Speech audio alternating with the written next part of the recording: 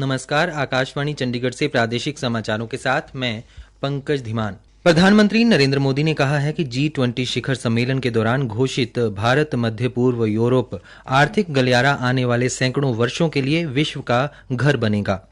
आज आकाशवाणी से मन की बात कार्यक्रम में श्री मोदी ने कहा कि ये गौरव की बात है कि इतिहास सदैव यह याद रखेगा कि इस आर्थिक गलियारे की पहल भारतीय भूमि से हुई थी। उन्होंने इस गलियारे की तुलना सिल्क रूट से की, जो भारत के अत्यधिक समृद्ध काल में व्यवसाय और व्यापार का प्रमुख माध्यम था।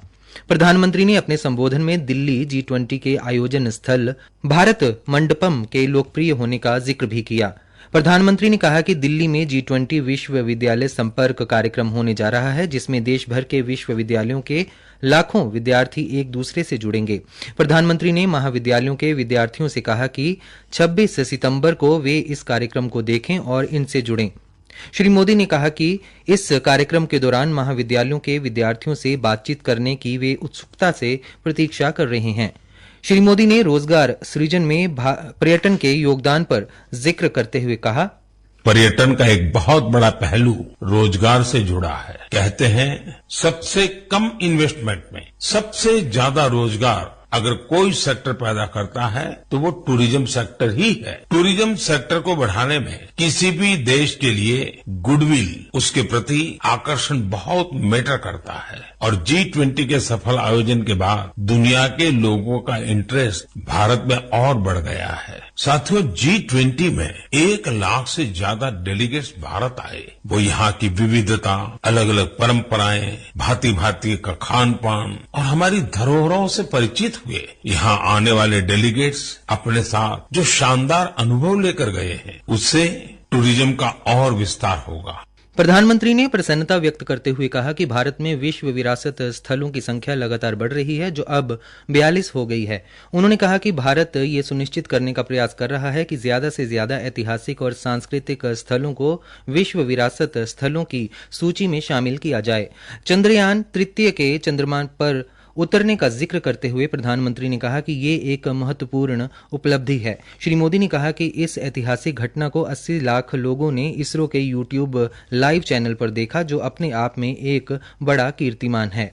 प्रधानमंत्री ने चंद्रयान तृतीय महाप्रश्नोत्तरी की बात भी की। उन्होंने अधिक से अधिक लोगों को MyGov पोर्टल पर इस प्रतियोगिता में भाग लेने का आग्रह किया, क्योंकि ये अभी 6 दिन और चलेगी। प्रधानमंत्री ने भारतीय गाने गाकर इंस्टाग्राम पर लोकप्रिय होने वाली जर्मनी की 21 वर्ष की लड़की कैस्मी का जिक्र भी किया। उन्होंने उत्तराखंड के जनसेवा की भावना से बच्चों की शिक्षा के लिए काम करने वाले कुछ युवाओं का जिक्र करते हुए बताया कि इन बच्चों ने एक अनोखा घोड़ा पुस्तकालय शुरू किया है, जिससे दूरदराज के बच्चों तक पुस्तकें पहुंच रही हैं। श्री मोदी ने हैदराबाद में बच्चों के लिए 7 पुस्तकालय चला रही 11 वर्षीय सतीश की सराहना भी की।